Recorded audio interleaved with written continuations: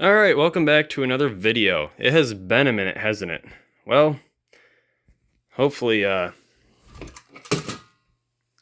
lost the attention of too many people. I don't know where my tripod is.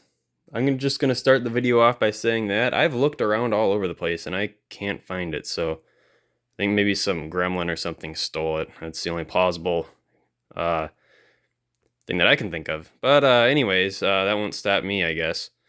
Um, Let's take a look at some old computers. You may notice that I have this down, and that's because these computers are a little nicer, and I want to keep them nice. Unlike my workbench, which is pretty messy, full of rust and crap and stuff. So anyways, let's start this off with a very well kept 1988 NEC Ultralight. This is a model, let's see here. PC-17-02, which means it is the 2 megabyte edition. It is the Mac Daddy of this model of computer. 4.4 pound lightweight laptop computer. Let's do a little unboxing here. I got two computers, old MS-DOS computers, back in like October or something, for I think $20 a pop. So we have our specimen in here, little carrying case. It's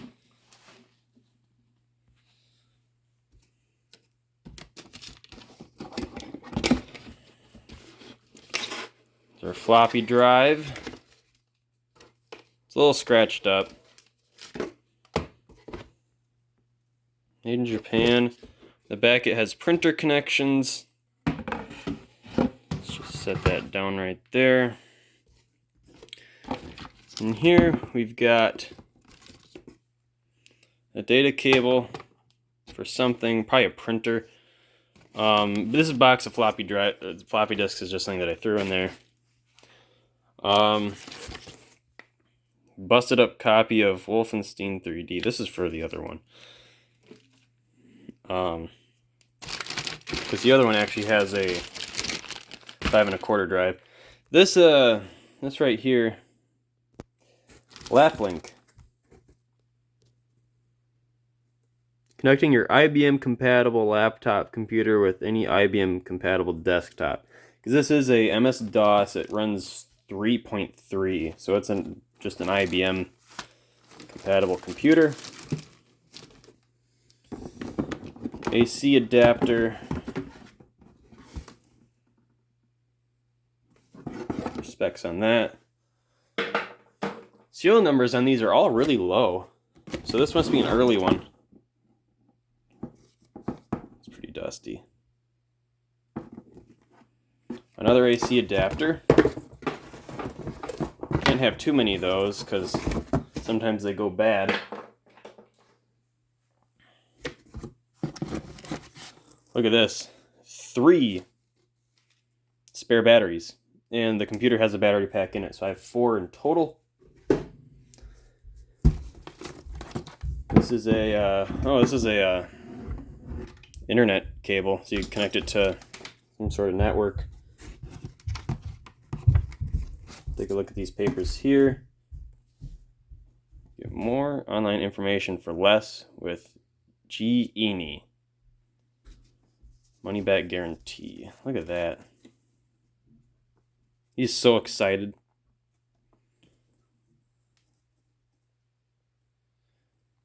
Networking for $4.95 a month.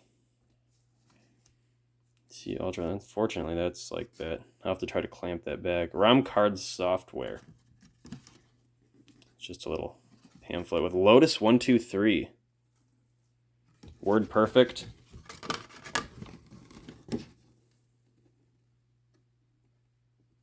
X-Ray, WordStar, Lotus Agenda.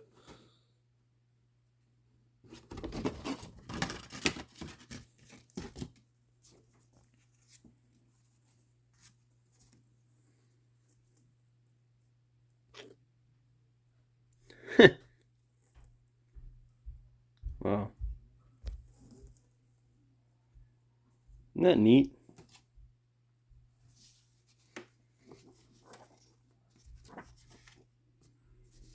10-second laptop connection.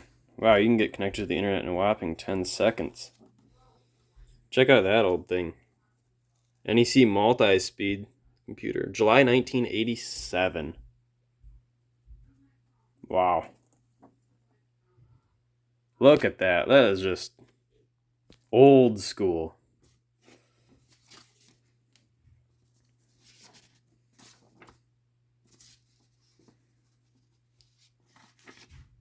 NEC Ultralight. Installing Microsoft Works. Look how thick these are. I mean, a computer was like a piece of exercise equipment. 1991. That must be some aftermarket software or something. Again, 1991. Because I guess maybe they signed up for the NEC stuff like this that would come in the mail. Put that on the tube tester.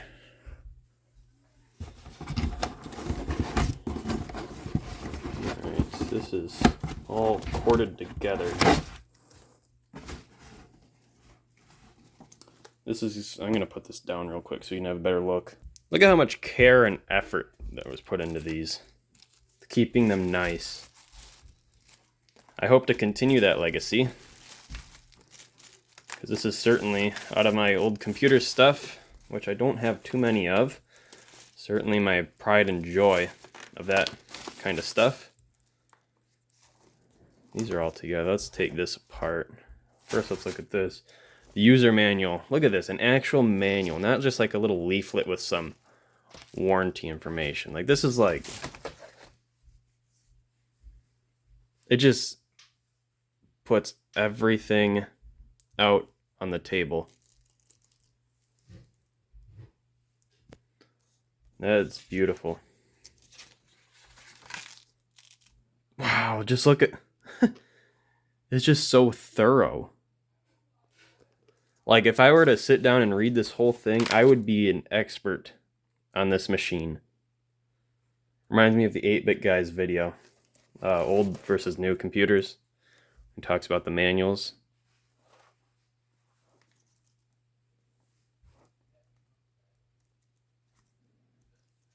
All sorts of stuff. I mean, this is like when a computer was a utility device. When it breaks, you fix it. Or I guess I should say when something on it goes wrong, it'll tell you how to fix it. Like, this is like, I don't mean like soldering gun fix. I mean like how to troubleshoot things. How to like actually troubleshoot them. These all go together. Let's take a look at this real quick. Portable guide. So this is the guide. You have the big one and you have the portable one that has all the main stuff in it. Copyright 1988. Yeah, all the original books are 88, and then the aftermarket ones are 91. Processor speed is 9.83 megahertz or 4.92 megahertz. Backlit LCD display emulates a CGA display controller. Built-in, has a built-in 2400/12/300 Hayes compatible modem. So this has a almost a 40-year-old internet modem in it, 35 years old. Gosh, look at that. So thorough.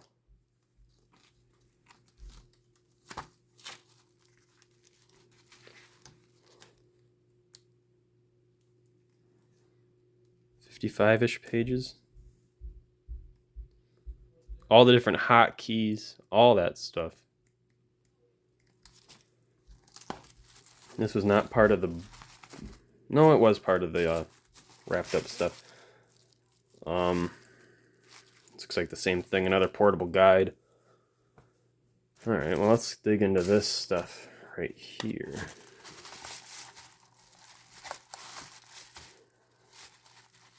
Must be some pretty important documents. I can get two hands on this.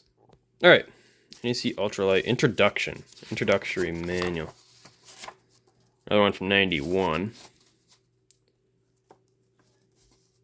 This looks like about the same thing as the other one. Installing Microsoft. Yeah, these are like the other one. we've already kind of been through those two. ROM card software, we already have that. I'm going to have to reverse all these. I just wanted them to all be in the same order. Service contact, NEC home, support, travel software. Let's take a look at this.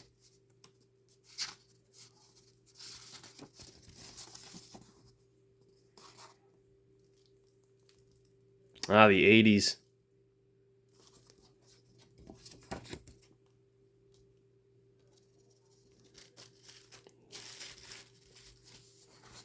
Hand trimmers are acting up. Damn it.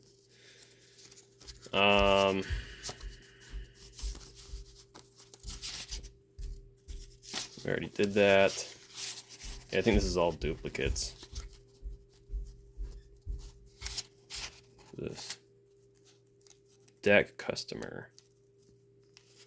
Microsoft Works. Unfortunately, Microsoft Works is not in the box, but oh well. Quick start guide. Okay. Well, let's throw this all back together, and we'll take a look at the computer. All back together-ish. I swapped these two books because the one under it was on top and it was starting to peel up a little bit, so I thought that might flatten it out. But anyways, let's take a look at this computer here. But wait, there's more old software pamphlets. They're too fun to pass up.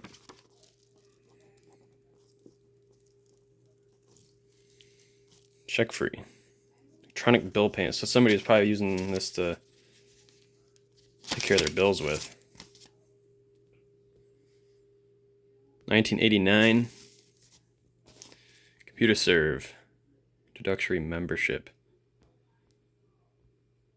Lets you go online and includes a $15 usage credit. Wow, look at that. What were networks like back in, what is this, probably like 80 something? Probably 89. What was that like? That old beast right there.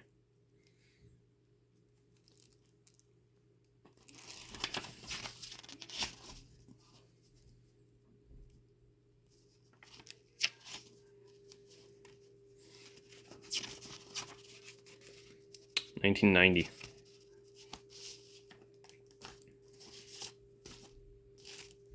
Delphi puts you in the driver's seat.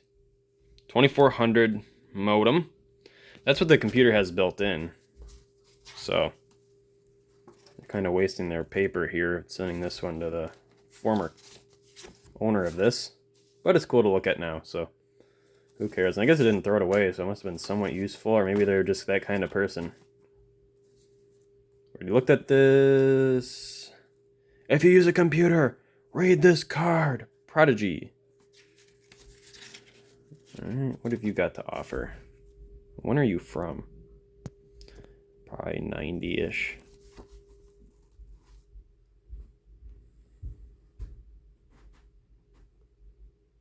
Stuff about yada yada yada, IBM compatibles.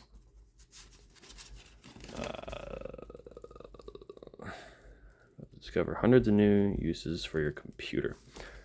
Yeah. Customer service. Zoom Telephonics customer support and warranty. Now we use a different kind of Zoom these days. Removable battery. Warranty for Zoom modem. I wonder, I don't think that would be the same Zoom that people use now. I don't think so. These all go together like this. Put them back here. All right, let's take a look at this computer. This is where the power supply would go. Uses a Coast case, probably from about 1988.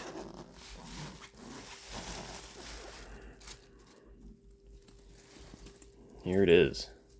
The NEC Ultralight. Look at this very 80s case. This is like what old instrumental like keyboards and stuff used to come in from like Casio and Yamaha. It's your modem, output thing, DC in. Don't get those two mixed up. I don't think you can, but external, it's where the floppy drive and stuff go. NEC, personal computer.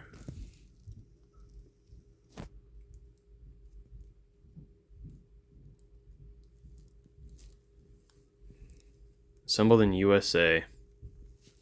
Backup power. We can open that in a sec. Along with that one too. Let's see what's in here. Is that 1 megabyte and 2 megabyte? Is that your little SSD? You see, this is one of the fastest computers on the market because it's got an SSD. What is that? Brown streaking. I guess just stuff wearing out. Let's open that up. Okay, so this is our battery, which does not work. None of them do. I've tried them all. I should have remembered that was the battery. Let's look at our specs here. 12.6 average. About that.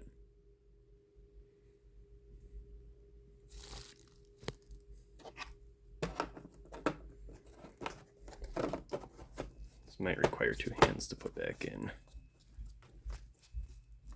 No. Now you just gotta screw it down. Coming around to this side, I don't really know what this is, and I don't feel like tampering with it. This over here is another battery. Big gum stick kind of battery.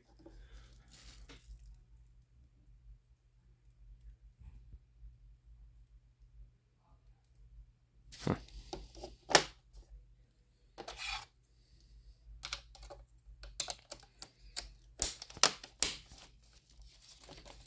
Same story for this one over here. I don't really know what this is. I don't want to like break something, so I'm just not gonna mess with them. Because I've messed with things in the past not knowing what they are and I've broken them, so I don't really feel like doing that with this.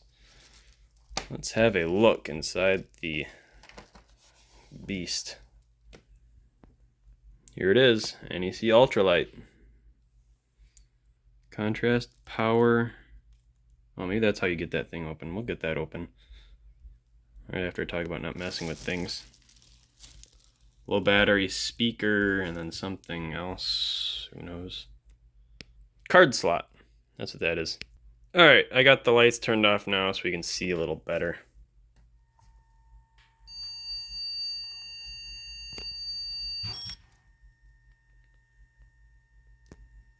Here we are.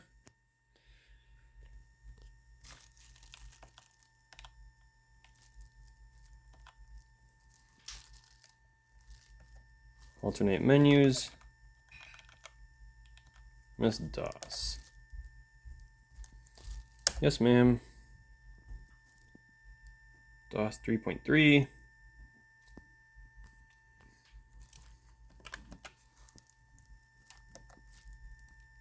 A lot of files. They're all from 87 and 88. I guess that makes sense. It's in the D drive. That's what it always defaults to.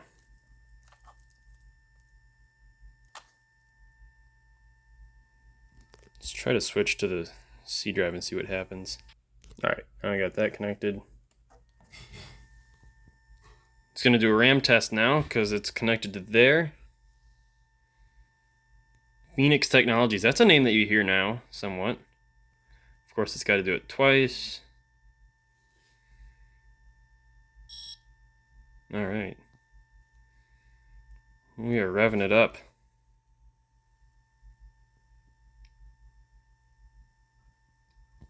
Disk bad. Not a huge surprise. I think this uses an 8086 or something. Let's try this again. It seems to have frozen.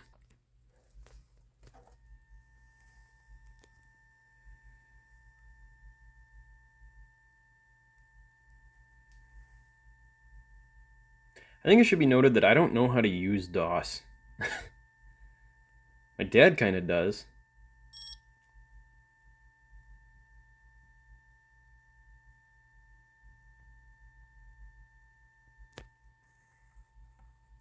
Okay. You can go. Come on.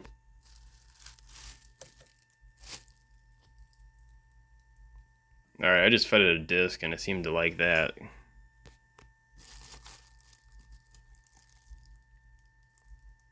That's DOS manager.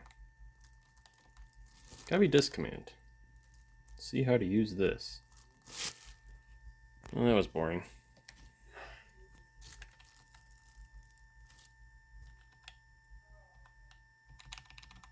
Go back to DOS. See what the date is on this thing. Current date is Wednesday, March 20th, 1985. Enter new date, no thank you. We'll just keep it at that. Not like the software is from 87, but, you know. Let's do a little whoop-de-doo here. Switch to C drive, do directory. Oh, okay. Abort.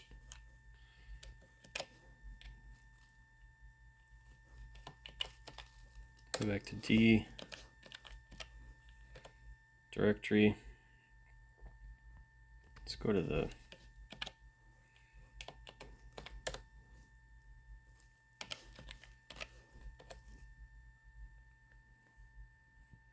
not ready error. Reading drive B. Okay. Well, let's try A.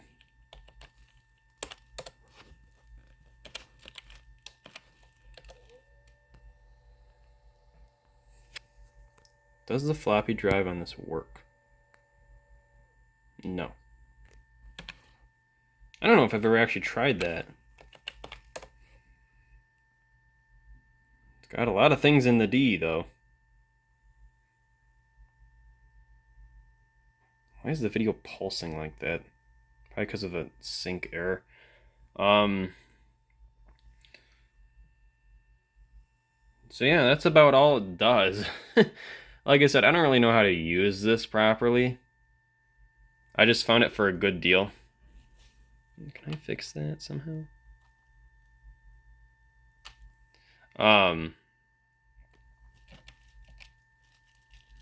So yeah. Oops. That is this computer. Let's move on to the next one. Ah, yes, light. What have we got here? It says Compaq on it. It's in a big bag. This is a little less eventful than the other one. If there's anything in here. Yep. It's not quite the time capsule that the other one was. However, it is much more powerful, and it's also older, bigger, and crustier because of the rubber wiring to the keyboard is disintegrating. This is, let me get it out of the thing here. This is a Compaq, fall down,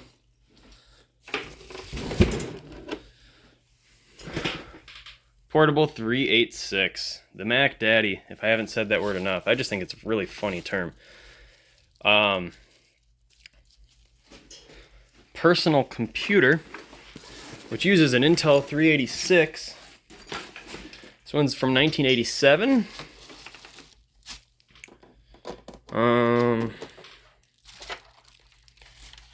Yes, please. I'm not really a big computer person, but I think this is a pretty good find for 20 bucks. Because I think this was like a multi-thousand-dollar computer when it was new, equivalent to like 30 grand or something. I could be way off on that. 30 grand in today's money is like several thousand. 20 megahertz 386. Look at how 80s this is. like late 80s. Uses AT. Did you know that they made the 386 into 2007? Isn't that crazy? I guess my plan for these two computers, I don't really know exactly what it is, but I think I want to try to use them to control something.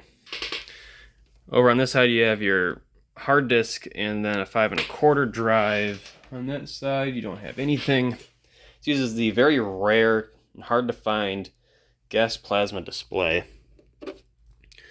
Come around to the back and you will find expansion slot, RGB, IO, serial, parallel, and then power. Uses a C13 with a power switch on the back, like all the old ones did. I don't think I can do this one-handed. Oh, no, I can. Watch this. Here's your monitor. Let's power it up. All right, get ready for some good old computer ASMR.